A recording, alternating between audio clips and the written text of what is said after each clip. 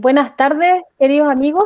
Una vez más nos encontramos en nuestro cuarto café científico de la temporada. En esta oportunidad les quiero presentar al doctor Máximo González. Nos va a presentar la charla Desentrañando el genoma en microorganismos. ¿Para qué nos sirve?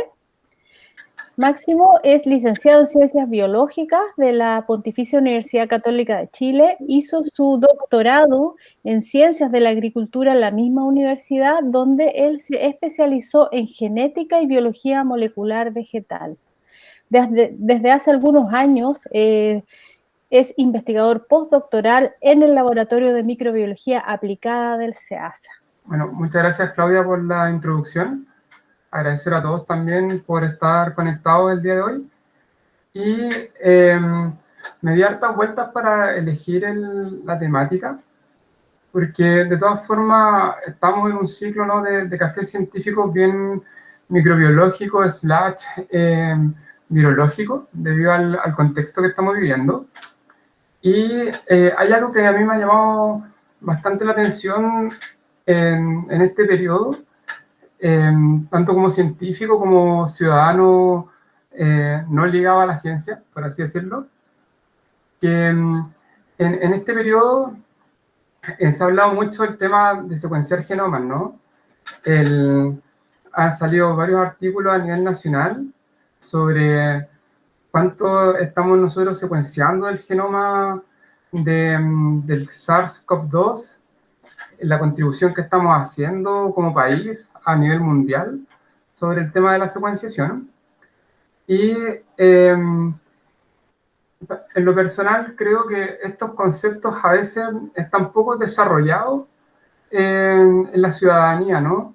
Y que muchas veces nos hablan de la secuenciación de un genoma y podemos tener un conocimiento vago, pero nos cuesta entender la potencialidad real de lo que esta estrategia conlleva. Entonces, en ese contexto, y viendo que recientemente y a lo largo de este periodo han ido apareciendo muchas noticias relacionadas, fue que elegí este tema. Y la presentación la tengo dividida en dos partes. La primera tiene que ver con hasta dónde nos permite explorar o cuál es el marco de acción de la secuenciación de un genoma. Y la segunda parte son algunos de los ejemplos más sencillos de explicar en términos de la información que nosotros podemos extraer. En ese contexto, me gustaría presentarles la ecuación base de la genética. Esta nos dice que todo lo que vemos en un ser vivo, que es lo que se llama fenotipo, depende de dos componentes. Depende del genotipo y depende del ambiente. Probablemente genotipo, genoma, todo eso lo tenemos nosotros en nuestro subconsciente, ¿no? Como que tenemos una noción de lo que se refiere.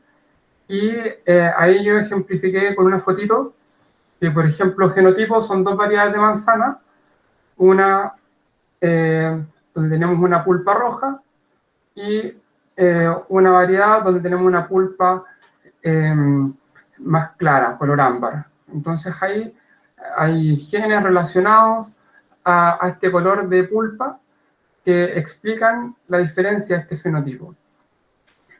Sin embargo, en la otra parte de la ecuación está el ambiente.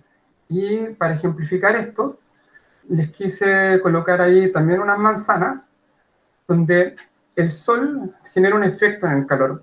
En la primera parte pueden ver una manzana con una bolsa y abajo una manzana sin esa bolsa. Dejan pasar un par de semanas y pueden ver que en la figura del costado derecho, cuando se retira la bolsa, la manzana presenta un color más claro. Entonces ahí tenemos el factor ambiental comandando el fenotipo, determinando realmente los rasgos que vamos a ver. Y esta parte es esencial y de hecho es parte fundamental de lo que les quería transmitir el día de hoy, ya desde entrada, porque realmente cuando nosotros hablamos de genoma o secuenciación de un genoma, nos estamos abarcando a una parte de esta ecuación, pero estamos dejando de lado todo el componente ambiental que de todas formas va a tener un efecto. Sin embargo, ¿por qué lo hacemos? ¿Por qué hacemos este tipo de estudios? Porque nos genera un marco de acción o de información que es altamente relevante, de todas formas. Y que es en parte lo que vamos a ir desarrollando en el camino. Ahora, necesitamos un marco teórico para ir avanzando en esta presentación, solamente para aunar conceptos. El genoma es todo el material genético que vamos a encontrar en un organismo vivo dentro de una de sus células. Esta es la completitud del genoma. Probablemente todos tenemos la noción de un cromosoma, ¿no? También, que es una fracción del genoma, esta es la clásica X. Y a su vez, cuando nosotros desenrollamos este cromosoma y vemos como en la hebra de ADN, vamos a tener lo que es un gen. Entonces, y dame un segundo.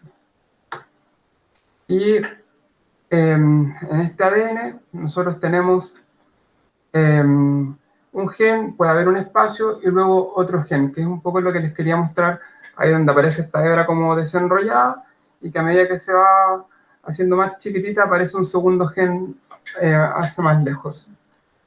Esto es esencial para entender el concepto de genoma, porque en el fondo el genoma, como es todo, tenemos que entender que van a haber regiones de nuestro ADN que van a tener genes, van a haber otras secuencias que van a estar entre genes, que las vamos a llamar secuencias intergénicas o secuencias no codificantes, y todo esto compone nuestro genoma.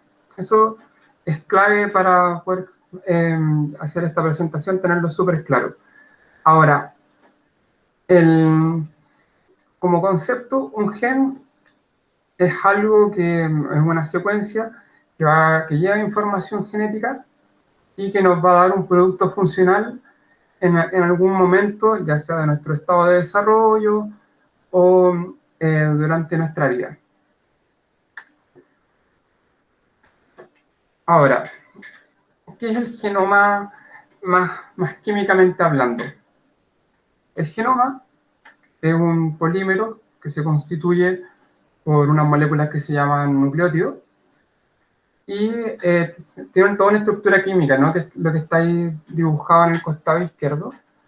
Pero lo entretenido de esto es que este código, estas moléculas que componen el ADN, son 4, en el caso del ADN, y con esas 4 moléculas básicamente se escribe todo el alfabeto de nuestra información genética. Ahí el dibujo de los libros es para representar de que, por ejemplo, en nuestro caso, nuestro alfabeto tiene 28 letras y se escribe nuestro genoma, nuestro propio libro, con 4 nucleótidos. Perdón, un libro cualquiera se escribe con la letra del alfabeto, ¿no? Están las 28 letras. Y en el caso de nuestro genoma se escribe simplemente con 4 y cada uno de nosotros tiene un libro distinto. Ahora, ¿cómo se logra eso? Es como la clave Morse, ¿no? La Morse se escribe con punto y raya, pero aún así, a medida que van haciéndose las distintas combinatorias, un punto, una raya significa una cosa, punto, punto significa otra cosa. En el caso del ADN sucede algo similar.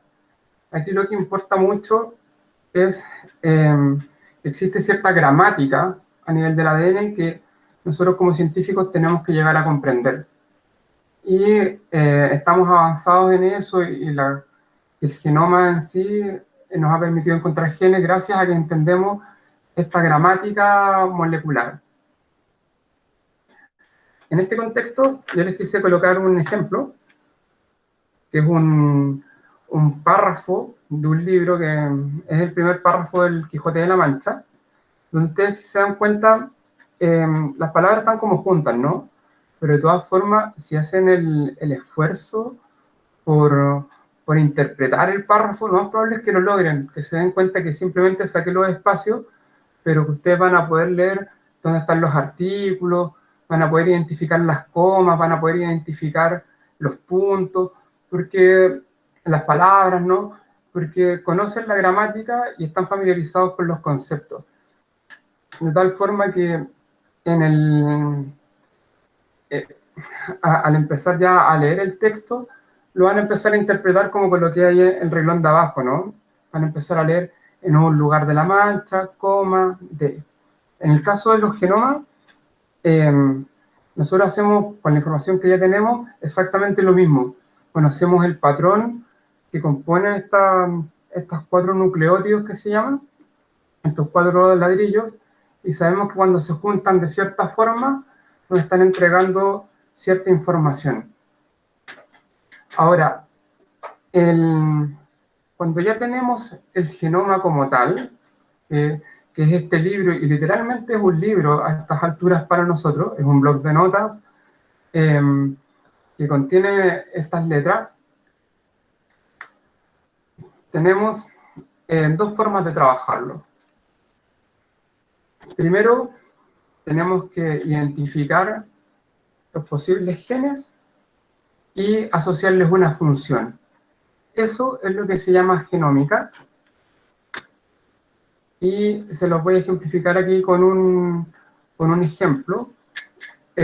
Hasta dónde llega, cuál es el límite de esta genómica. En el costado izquierdo de la imagen, ustedes ven que dice el dogma central, se refiere a la biología molecular, que es el hecho que del ADN, que donde tenemos un gen, se obtiene una información, esta secuencia funcional, en este caso un RNA mensajero, que deriva una proteína. Ahora, cuando nosotros hablamos de genoma, básicamente lo que estamos haciendo es centrarnos en la primera parte de esta cadena de información. Nos estamos quedando en el gen y en el conjunto de genes.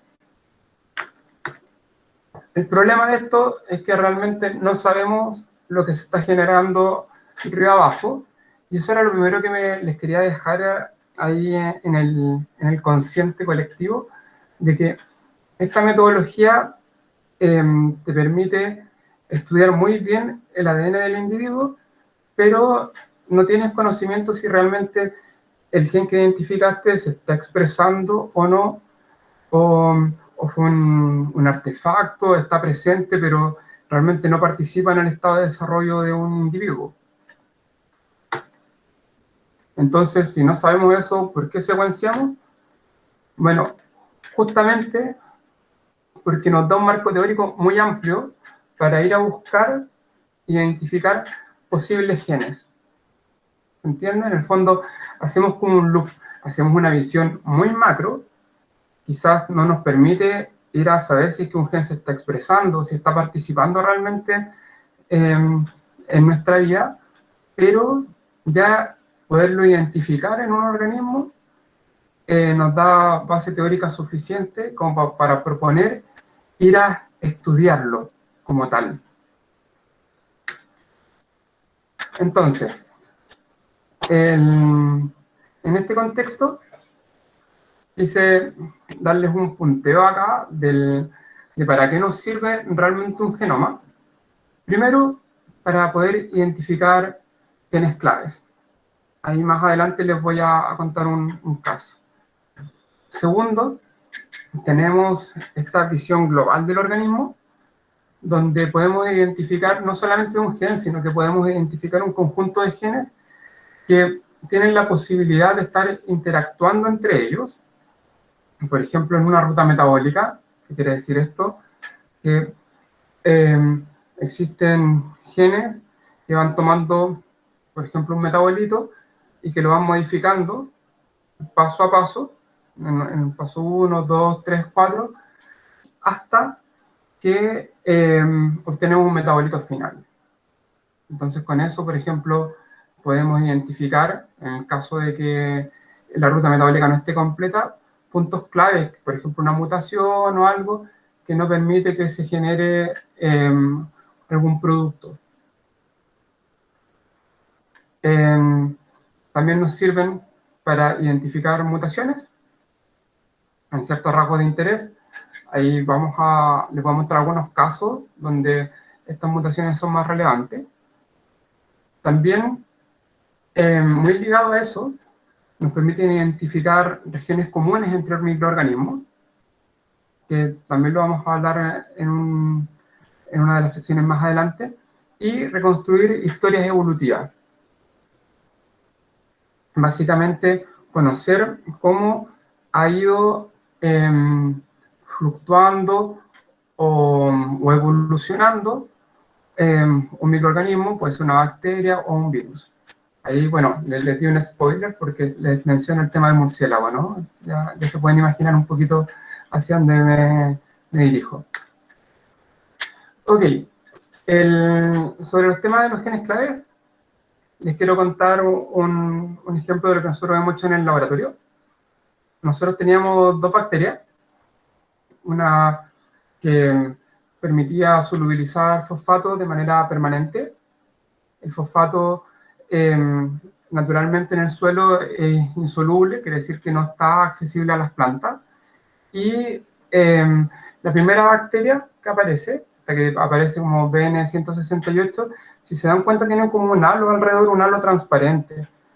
La gracia de esto es que el fosfato es blanco, entonces a medida que se empieza a solubilizar, se empieza a formar ese halo. Y esta bacteria lo solubilizaba. Y abajo teníamos una bacteria donde, esta la 167, donde si se dan cuenta hay como unas manchas en la primera foto donde dice 24 horas, en la figura A, en el costado derecho, que son como blancas, un poquito más blanquecinas, pero que no tienen halo. Que hay una manchita, pero que no tiene nada, a diferencia de las que están en el lado izquierdo, donde esta bacteria sí tiene un pequeño halo. Entonces, si se dan cuenta, esos puntitos que se están como separando de la bacteria 168 son una bacteria que tenían cierta separación espacial y que en la misma placa, al verla en distintos tiempos, en 48 horas, que es la figura B, o en 72 horas, que es la figura C, se iba produciendo esta solubilización en la segunda bacteria. Y en el último recuadro, en la figura D, pueden ver que hay como una cruz en medio. Esa cruz es una separación física en una placa de Petri, donde en la parte de arriba está la bacteria que solubilizaba de manera permanente, y en la parte de abajo, en la parte inferior, no se observa prácticamente nada, pero ahí está la bacteria hasta que es inducible. Entonces, lo que nosotros sabíamos en ese minuto era de que habían dos bacterias, una que podía solubilizar y que podía inducir la solubilización en una segunda bacteria. Ahora, la pregunta que nos quedaba era ¿qué permitía, o qué mejor dicho, le faltaba a esta bacteria que era inducible? ¿Por qué no podía, a pesar de que tenía la capacidad de solubilizar, poderlo llevar a cabo? Y claro, existen algunos genes propuestos, pero la forma más sencilla para poder abarcar este tipo de estudios es justamente secuenciando un genoma. En el fondo, nosotros al tener este pool de genes, podíamos identificar cuál o cuáles genes estaban presentes y estaban mutados, y por lo tanto no tenían una función, o bien estaban ausentes. Una enzima clave para que se produzca este proceso de solubilización es esta que se llama glucosa deshidrogenasa. Y a través del genoma, usted tiene que imaginarse un genoma realmente como un libro, donde cada gen que está presente en el genoma es una palabra que nosotros ya conocemos. Entonces, nosotros fuimos a buscar estas palabras y vimos que esta enzima estaba presente en los dos genomas. Y entonces la solución no iba por ahí. Seguimos buscando genes en estas planillas que realmente son un archivo Excel. Y nos dimos cuenta que había una molécula que se llama PQQ, que es la que está dibujada ahí en azul, que estaba presente solo en uno de los genomas, pero no en el segundo.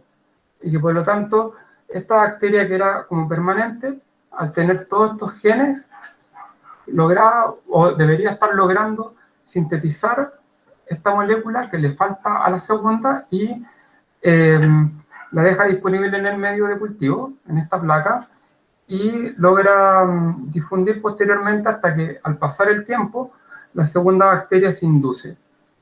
Entonces, en este punto, donde la bacteria inducible no tiene estos genes,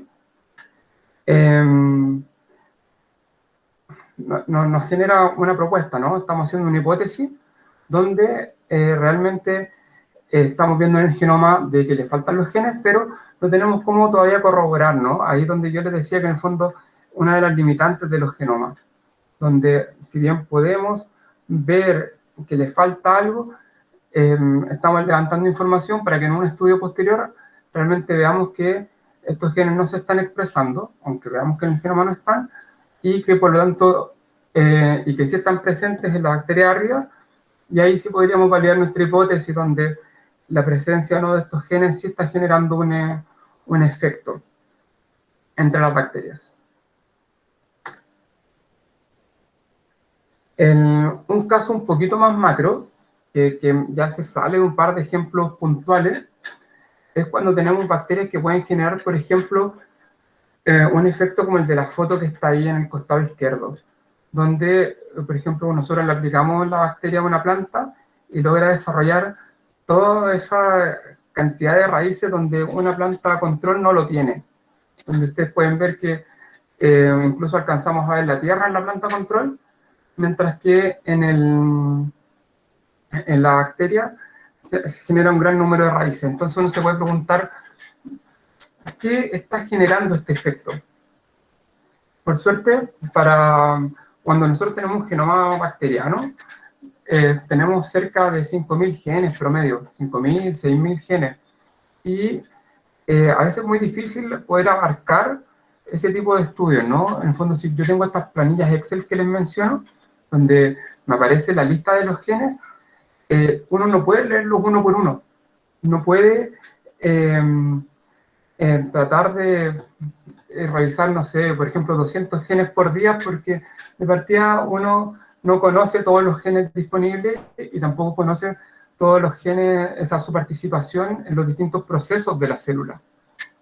Y en ese contexto existen algunas plataformas que nos permiten tomar los genomas microbianos y nos hacen propuestas, que es un poco lo que está en el costado derecho. Ustedes pueden ver ahí que, por ejemplo, existen ciertas secciones, por ejemplo, ruta metabólica, ese donde está el código 01100, y dice, hay 505 genes asociados a estos procesos. Y así, por ejemplo, donde está la flecha, habla de la biosíntesis de los aminoácidos, o donde está la segunda flecha, que existen 23 genes asociados a la síntesis de azúcares y almidón. Entonces nosotros podemos recurrir a estas plataformas y ver qué propuestas nos están haciendo y de tal forma que nos podemos enfocar, por ejemplo, a donde existen un gran número de genes identificados o existen pocos genes identificados. ¿Por qué cada caso es interesante? Por ejemplo, si existen muchos genes identificados, quiere decir que es una ruta metabólica que debe estar bien robusta en ese genoma, y que, por ejemplo, si es que están todos los genes involucrados en la síntesis de aminoácidos, realmente esa bacteria no necesitaría que uno, o sea, de ninguna molécula que se encuentre en el medio prácticamente, o sea, necesitaría un par de moléculas base y de ahí en adelante sería capaz de sintetizar todo el perfil metabólico para cada uno de los aminoácidos. Y generalmente no es lo que ocurre, generalmente existen porciones de rutas metabólicas donde los metabolitos que están en el medio ambiente, por ejemplo, las plantas le pueden aportar muchos metabolitos, muchos nutrientes a los microorganismos que están en el suelo. Generalmente estos metabolitos se van intercalando entre medio de las rutas metabólicas. Bueno, Estas plataformas nos generan imágenes bien entretenidas, como en lo que está en el lado izquierdo, donde nos hacen propuestas, donde nos colorean dónde estarían nuestras enzimas. Básicamente, todo lo que está en blanco es lo que se ha descrito que existe, pero que no participa, o sea, que no está presente en nuestro genoma. Y esto es muy entretenido porque en el fondo quiere decir de que básicamente cualquier genoma que exista debería cumplir más o menos con estos genes que ya están identificados, ya sea un genoma de animal, un genoma de planta, un genoma de procarionte, de bacterias, debería aparecer en este sector, en estas propuestas. Y en particular seleccioné esta para mostrarles porque hay una ruta metabólica asociada a la síntesis de una hormona vegetal que se llama auxina, pero la síntesis ocurre en bacterias. Entonces existen bacterias que logran generar esta respuesta de las raíces que les mostré recién. Esto donde la bacteria induce un gran número de raíces, se debe a esta hormona en particular. Y esta bacteria, la que la notamos en el genoma, solamente tiene los genes que están al final de la ruta metabólica. Si se dan cuenta, donde puse las flechas azules, son siempre los últimos pasos. Y después de eso aparece escrito IAA, que es la hormona. Entonces, ¿esto por qué es entretenido? Porque, por ejemplo, esta bacteria en particular no tiene la ruta metabólica en sí para sintetizar la hormona, pero la sintetiza. Entonces, ¿qué está ocurriendo? Probablemente todas las moléculas que están hacia arriba en este esquema deben ser aportados por el entorno, ya sea por otros microorganismos o por la planta. Y nuevamente, el genoma nos está haciendo una propuesta, pero nosotros tenemos que tomar esa propuesta como una hipótesis que tenemos que ir a validar. Básicamente, tenemos que ir a ver, por ejemplo, si es que la planta está sintetizando estos metabolitos y lo está liberando, o están presentes a nivel de suelo, de tal forma de explicar el por qué esta hormona se podría estar sintetizando. Y, bueno, básicamente, este modelo de trabajo nos hace, como les digo, propuestas a distintos niveles. Lo entretenido es que cuando uno empieza a revisar los distintos genomas microbianos, algunos presentan esta ruta metabólica, otros genomas no lo tienen, algunos tienen una porción nomás de la ruta, y nos habla de la diversidad de los microorganismos, nos habla de que, por ejemplo, este microorganismo, que solamente tiene una fracción de las rutas metabólicas, podría estar muy bien relacionado con los que sintetizan las partes superiores, de tal forma de que pueden tener como un efecto cooperativo, ¿no? Lo más probable es que ese otro microorganismo que le esté dando un metabolito para que pueda sintetizar la hormona, esté recibiendo algo a cambio, por ejemplo. Ahí que haya un efecto de cooperación. Y el tercer punto que les quería mostrar en términos de la secuenciación de genoma está orientado a lo que estamos viviendo ahora a nivel más pandemia, y es un gran ejemplo de cómo los genomas pueden tener capacidad de darnos información sin depender de que tengamos que revisar, por ejemplo, si hay genes que se están expresando o no. Porque en los primeros dos casos realmente dependemos de ir a hacer una validación de si están o no están presentes los genes expresándose en algún estado de desarrollo, mientras que cuando vemos variación genética, ¿qué quiere decir esto? Que dos genomas no son 100% iguales entre individuos. Ustedes saben que, por ejemplo, nosotros con el chimpancé somos 99% iguales, pero ese 1% que hace la diferencia es variación genética. En el caso de lo que estamos viviendo, la variación genética nos ha permitido, la secuenciación de genoma no permitió identificar variación genética clave para entender ciertas cosas. Como concepto, en el esquema del lado izquierdo, les coloco dos flechas, digamos. Una que tiene un renglón negro, aparece una A, y luego otro renglón negro, y la segunda, un renglón negro, una T y un segundo renglón negro. Eso lo puse así para ejemplificar de que en ese punto existe un cambio de estos nucleótidos, de estas moléculas esenciales para componer el genoma. Esa es la variación genética. Es un pequeño cambio, es una mutación. Y las mutaciones son importantes, como les mencioné al inicio, porque a la larga las adaptaciones que los seres vivos vamos teniendo a los factores ambientales se deben a estos cambios. Muchos de estos cambios no van a tener efecto en el microorganismo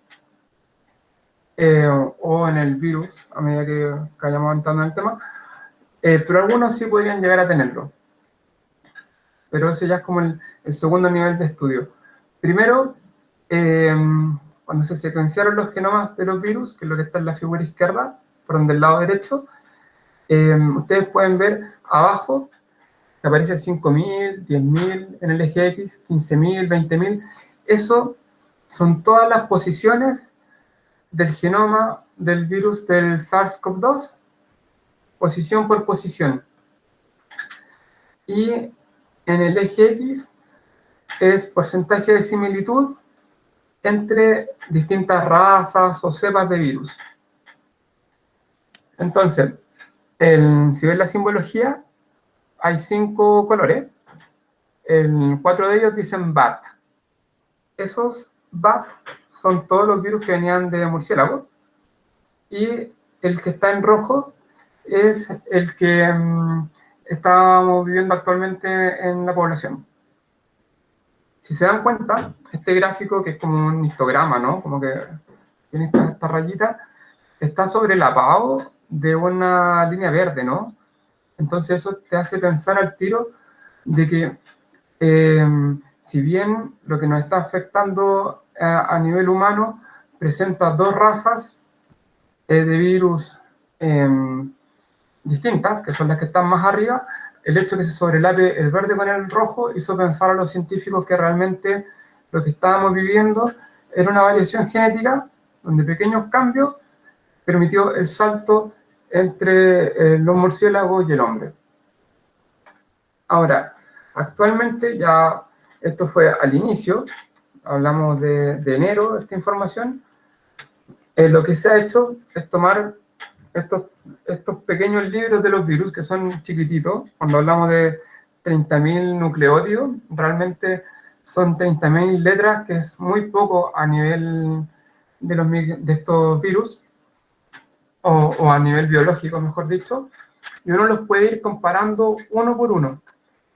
En el lado izquierdo, cada en línea que ustedes ven, por ejemplo, donde dice beta-CoV, está en el sector en rojo, dice 2019, N-CoV, beta-CoV. Cada uno de esos es un genoma de un virus. Cada una de esas frases que aparecen ahí. Y nosotros, cuando hacemos estas comparaciones de variación genética, podemos asignar cierta estabilidad en la similitud. Si se dan cuenta, al lado de ese sector en rojo aparece un número. Por ejemplo, aparece 63, aparece 100. Ese 100 que ustedes pueden ver quiere decir el porcentaje de veces que al hacer este diagrama de comparar las secuencias, estos 30.000 letritas, fue estable. Se mantuvo igual el esquema. O sea, si estamos comparando, no sé, por ejemplo, ahí debemos tener unos 30 genomas, cada uno por 30.000 pares de base, podrían haber algunos cambios, porque realmente los programas no tienen por qué ser exactos en su propuesta. Pero a pesar de la cantidad de veces que se hizo, ustedes ven, hay un 100. Entonces, el 100% de las veces, el virus del murciélago agrupó con lo que estaba afectando en el humano. Ahora, ¿hay variación genética? Sí, porque si ustedes se dan cuenta, se encuentran en este como árbol en dos ramas distintas, al igual que el resto del árbol, ¿no? Que también dice BAT, pero ese punto en particular que se llama clado fue 100% igual. Y después un estudio posterior, que es lo que está en el lado derecho, hizo un análisis muy parecido y pueden ver en verde el virus que partió en Wuhan y que también tiene este 100 asignado en las ramas del árbol, y al leer lo que está abajo en verde también dice el BAT, SARS-like, o sea, básicamente era el coronavirus de murciélago. Y esta realmente ha sido una estrategia espectacular para poder ir monitoreando cómo van cambiando, se van adaptando el virus. Realmente hay un esfuerzo combinado para poder identificar cómo está fluctuando genéticamente el virus en la población. Y actualmente está secuenciado más de 30.000 muestras a nivel mundial, y al irnos alineando uno al lado del otro, o mejor dicho, ir comparando cada uno de estos nucleótidos de principio a fin, se han dado cuenta que ya existen distintos grupos. Se dan cuenta, este árbol, como ramificaciones, tienen como renglones de colores, ¿no? De hecho, al lado tenemos la simbología, tenemos 7 colores. Esos colores nos están indicando que al menos existen 7 grupos genéticos ya del virus, y ahí en el título les coloqué nuevas cepas. Realmente no podemos hablar todavía de nuevas cepas, pero lo que nos está hablando como herramienta la secuenciación del genoma es que al menos tenemos ya 7 variantes dando vuelta. ¿Dónde está la sutileza del lenguaje? Es que para que nosotros podamos definir una nueva cepa, realmente se debe realizar ciertos estudios que permitan ver que realmente el virus de un clado, por ejemplo, el virus del clado rojo, tenga una mayor agresividad o sea más tenue en su acción, versus, por ejemplo, el virus que está en el clado naranjo.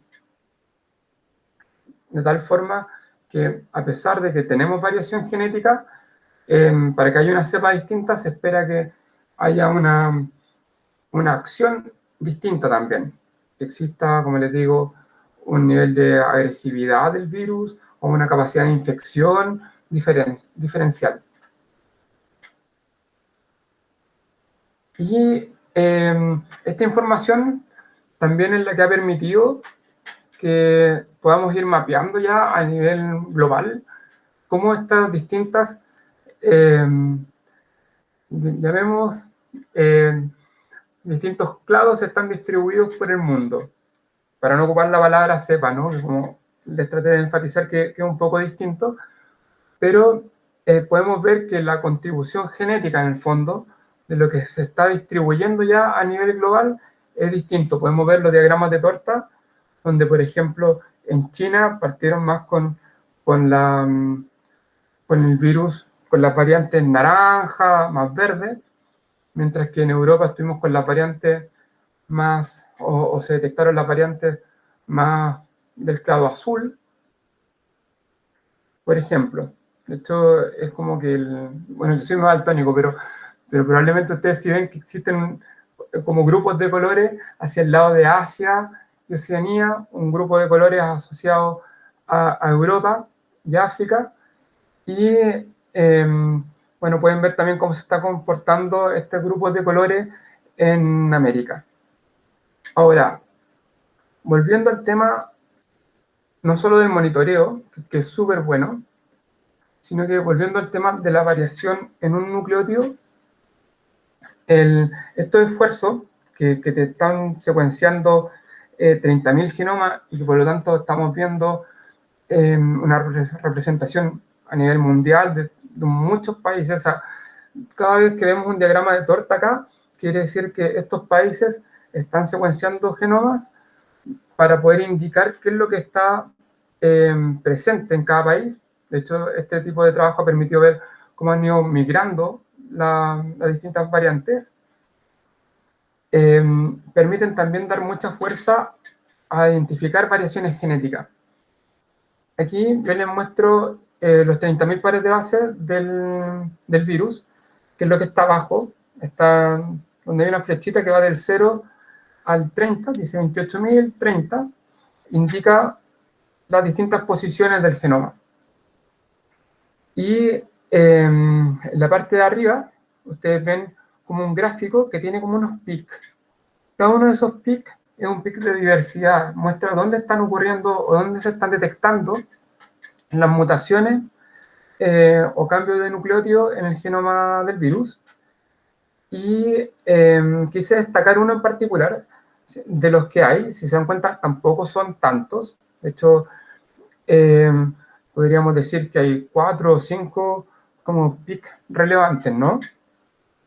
Pero hay uno en particular que ha llamado mucho la atención, que es el que estaba ahí cerca de los 24.000, en un sector del virus, que es el de la proteína S, y actualmente es donde están poniendo mayor atención, porque la variación genética que está ocurriendo en ese punto podría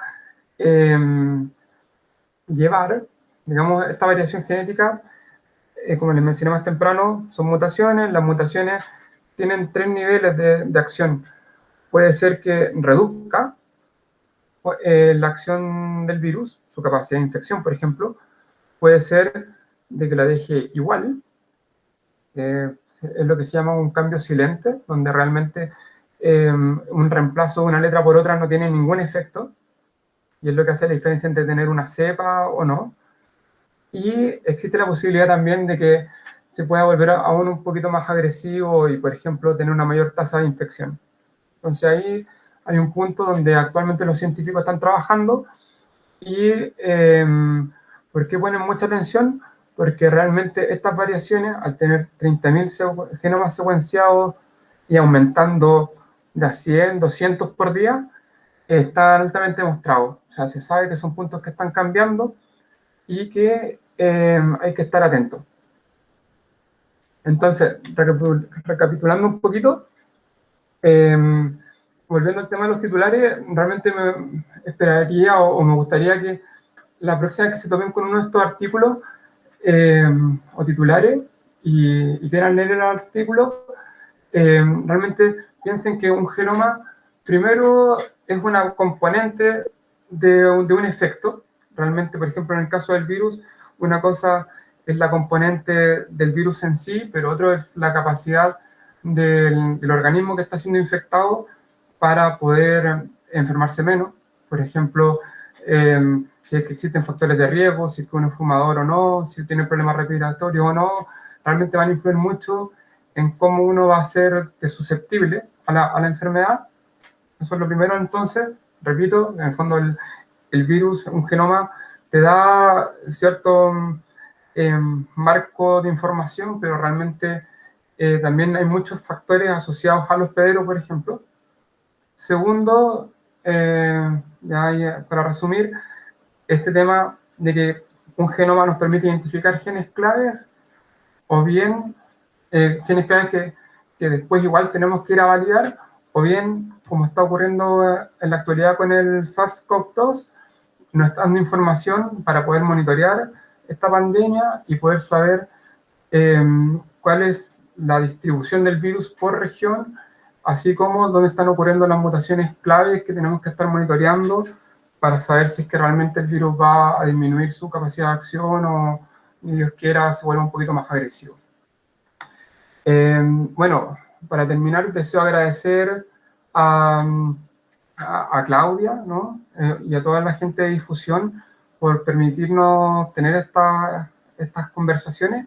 Y bueno, a todos ustedes por haber participado el día de hoy.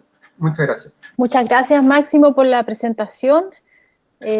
No sé si alguna de las personas que están en esta sesión tiene alguna consulta, me pueden ir avisando por el chat si quieren. Bueno, la consulta era respecto a cómo podríamos hacer una relación entre lo que son los hongos, las bacterias, los virus, y a lo mejor cuál es la relación entre, o la dimensión entre virus y bacterias. A ver, a nivel de genética, si bien tenemos bastante cosas en común, sobre todo, por ejemplo, a ocupar los mismos nucleótidos, por ejemplo, realmente existen, o sea, estamos hablando como genoma, ¿no? Porque como microorganismo, como organismo, lo podemos ver, pero como genoma, de todas formas, existen ciertas variaciones que son claves. De hecho, nosotros ya con un solo gen podemos identificar los reinos. Vamos a identificar si un microorganismo es bacteria u hongo. No sé si va por ahí tu pregunta. Sí, por ahí va. Específicamente, cuando uno lo ve en algunos casos que se producen ciertas infecciones que aparentemente no debieran ser tan graves y que producen septicemia general en el organismo. Y parten a veces, por eso que quise poner el tema de los hongos, por humedad a veces de la piel, que trae como consecuencia la presencia de alguna bacteria y después eso asocia a un virus y que se va en el torrente sanguíneo y que puede terminar en una septicemia. Ese tema, desde el punto de vista genético, o sea, bueno, la septicemia no es entretenida, ¿no? Pero desde el punto de vista genético, existe una serie de herramientas que son súper entretenidas para poder estudiar las comunidades, por ejemplo, de microorganismos. Tú puedes identificar cuáles son los microorganismos basales que tú tienes y cómo van fluctuando, por ejemplo, en estados de desarrollo o en el caso de enfermedades. De hecho, ahora, a propósito del COVID también, hay harta propuesta pensando en ver cómo los microorganismos buenos del cuerpo, esto que uno tiene de manera basal, van fluctuando con la enfermedad. Y de tal forma de ver también si es que los microorganismos buenos que nosotros tenemos son capaces de contener en algunos casos a la enfermedad per se. Eso es se llama comunidad microbiana, básicamente. Como una alianza, como un aliado del organismo para la defensa.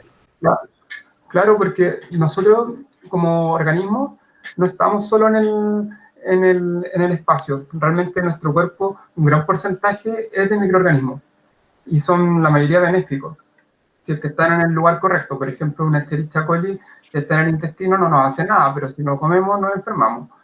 Entonces, muchas veces cuando nosotros nos enfermamos, realmente nuestros microorganismos cambian en el cuerpo y por lo mismo muchas veces te dan medicamentos que son en base a microorganismos como para recuperar tu biota normal, por ejemplo. Ahora, como tú bien decías, en el fondo de repente uno se enferma y hay como un efecto bola de nieve, ¿no? Puede llegar a un microorganismo, por ejemplo, patógeno, y como hay un daño en el tejido, pueden llegar otros microorganismos, y así sucesivamente, ¿no? Y generar un problema mayor. Max, sabes que yo la otra vez leía y me causó mucha sorpresa que este virus es muy antiguo, o sea, no sé si tan antiguo, pero antiguo, y que ya había causado ciertos estragos en China. Y al parecer hubo una mutación clave que permitió la proliferación de esta nueva cepa y el caos que tenemos ahora. Entonces, mi pregunta es, si tú sabes, en base a la secuenciación del genoma de estos virus, ¿cuál es la zona que mutó y si hay una explicación? Efectivamente, bueno, yo del SARS no sé tanto porque no es mi área, ¿no? Pero en el fondo, de lo que iba leyendo, tú tienes razón, realmente hace rato se venía proponiendo que esto podía ocurrir y se habían identificado algunas zonas. Ahora, no sé cuál específicamente es la que cambió, pero sí sé que la que está cambiando ahora, que es la que se ha identificado en la zona S, es crítica porque realmente es la que va a encontrarse con el receptor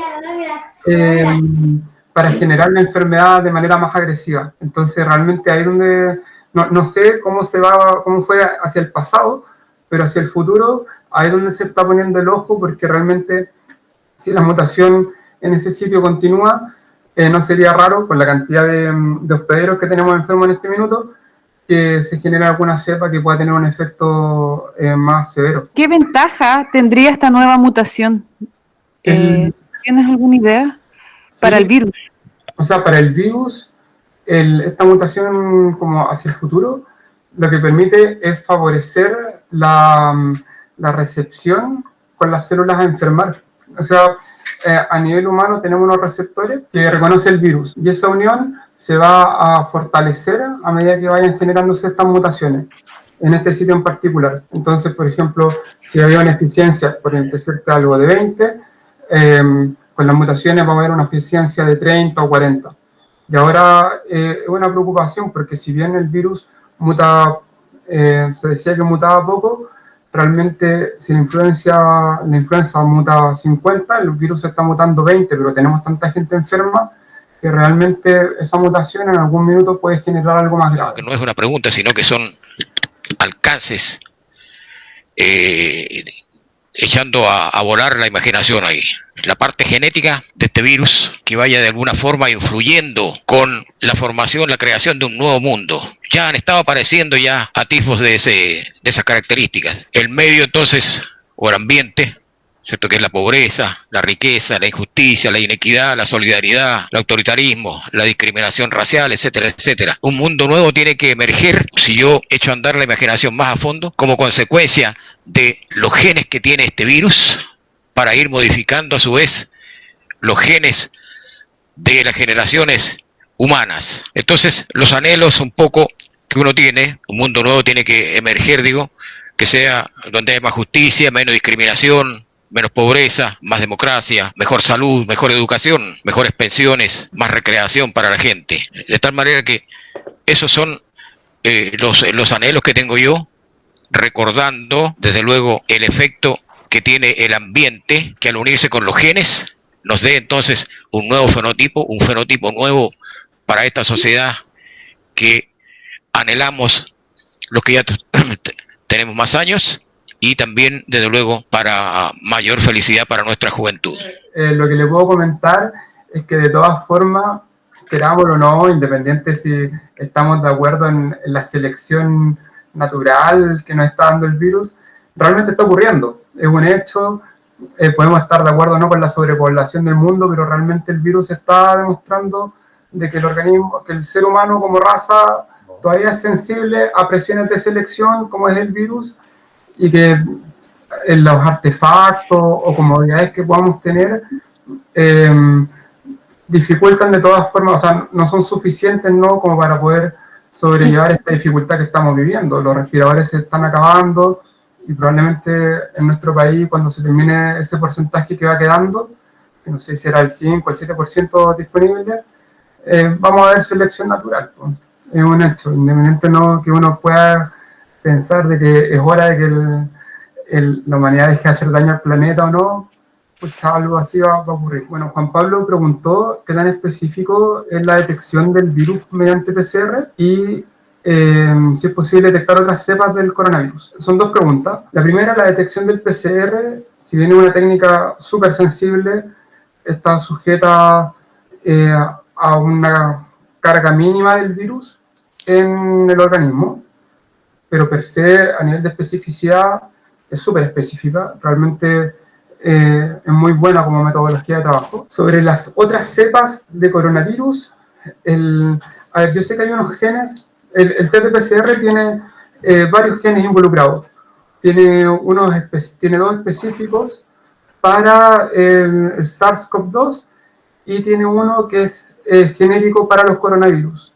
Sin embargo, no tengo certeza, y yo creo que no podría identificar todavía entre razas. Bueno, Alexandra consulta sobre las mutaciones, menciona que respecto a lo que ella leyó, evolutivamente para un virus es ventajoso ser infeccioso, pero desventajoso ser agresivo, porque si muere el hospedero, el virus pierde la capacidad de transmisión y su dispersión queda interrumpida. Bueno, estoy de acuerdo con Alex, en el fondo, y con lo que leyó, porque realmente estamos buscando un equilibrio entre dos seres vivos, ¿no? Entre un virus y un ser vivo. Efectivamente, si el hospedero muere, el virus no tiene su capacidad de propagación, ¿no? Si es que no ha terminado su ciclo. Y por lo tanto, si bien ahora estamos viviendo un periodo de infección muy fuerte, con harta mortandad, uno esperaría que en el tiempo realmente la mortandad disminuya y que la agresividad del virus también sea inferior, de tal forma que logremos este equilibrio, ¿no?, que podemos tener con otras enfermedades respiratorias. Luis le manda saludos a don Pedro Díaz, profesor de mi juventud y colega de trabajo en años posteriores. Luis también sugiere que el Ministerio de Ciencia y Tecnología pudiera entregar fondos para la investigación y desarrollo científico. Bueno, recientemente hubo un concurso para estudiar este virus y ya fueron adjudicados, fue resuelto el concurso. Me parece que alrededor de 60 propuestas a nivel nacional van a ser financiadas. Fueron 63 propuestas, creo que hubieron, se postularon creo que más de 1000 proyectos y quedaron 63 postulaciones adjudicadas. Sin hacer política, ¿no?, pero adjudicadas de Santiago al sur. Yo tengo una pregunta, Max. Se supone que cuando aplanemos la curva, cuando haya menos cantidad de virus circulante, pero nunca se acaba el virus en el fondo. ¿Cómo? Porque es como el virus sincicial. Ya en el invierno están los picos de virus sincicial, se enferman los niños, se colapsan los hospitales y al otro año vuelve. Entonces, ¿cómo es esa dinámica de los virus? No sé, porque en este caso estamos viendo que en China han habido, no sé si rebrotes, reinfecciones, no sé cómo lo llaman, también en Europa he escuchado eso. Entonces, como da terror pensar en que, se acaba cuando se mueren todos los que están infectados y aún así no, como bien terrible. Es súper sensible el tema porque en el fondo, si uno mira, por ejemplo, el ejemplo internacional de Nueva Zelanda, Nueva Zelanda cerró frontera y controló el virus inmediatamente. La única forma era en el fondo que esta curva, en vez de aumentar el número de infectados, era sacar toda la gente del sistema que pudiera ser infectable. Esa fue la forma de protección. El problema es que como se nos está alargando el periodo de cuarentena, de todas formas la gente igual tiene que ir al supermercado, tiene que hacer sus compras y de una u otra forma seguimos propagando. Entonces sí, yo creo que vamos a tener que convivir con el virus. Creo que la estacionalidad va a influir. Sabemos que el virus es sensible a temperatura. Alta temperatura lo destruyen, así que probablemente tengamos esta baja de infecciones en primavera-verano, pero deberíamos empezar de todas formas en este tema más estacional, ¿no? Ahora, como tú dices, los rebrotes están existiendo igual, a pesar de que en otros países están en contraestación. Entonces también hay un tema de que la infección del virus es independiente del clima en ciertos aspectos, ¿no? Basta la pura transmisión per se.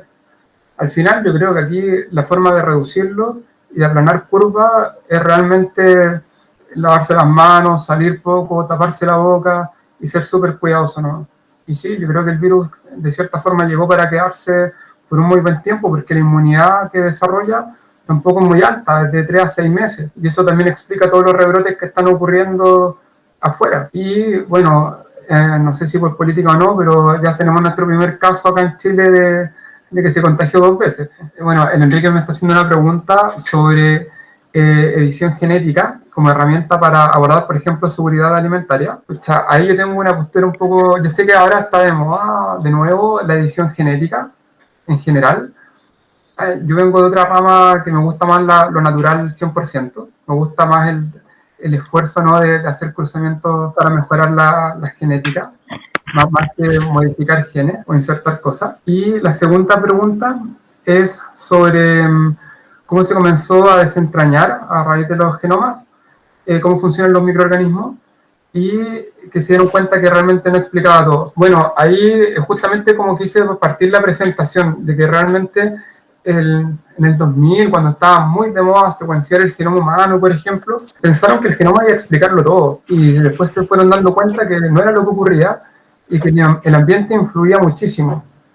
Y por eso quise partir con el ejemplo de las manzanas, porque realmente es un efecto, o sea, es muy visual ver que el ambiente, en este caso el sol, influye en el color de la fruta.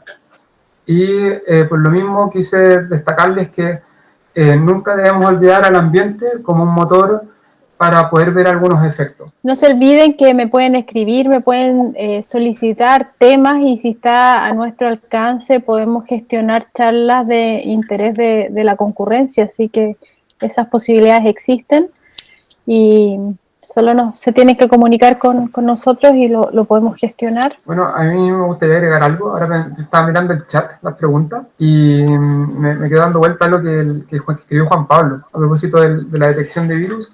Y sumado a la pregunta que hiciste tú, Claudia, de que en el fondo si este virus realmente llegó y se va a quedar por mucho tiempo más, uno esperaría de que rápidamente los científicos se pongan las pilas, ojalá que antes que los laboratorios clínicos, ¿no? Para que sea más económico, y empecemos a testear de varios virus al mismo tiempo.